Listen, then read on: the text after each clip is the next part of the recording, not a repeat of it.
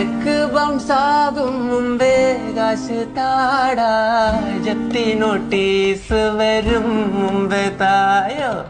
ബാങ്കിന്റെ ഇടപാട് തീർത്തു കൊടുത്തില്ലേ, ബാധ്യത കേറി നമ്മൾ തീർന്നു പോകും.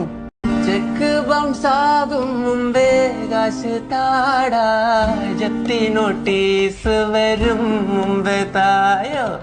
ബാങ്കിന്റെ ഇടപാട് തീർത്തു കൊടുത്തില്ലേ, ബാധ്യത കേറി നമ്മൾ തീർന്നു പോകും.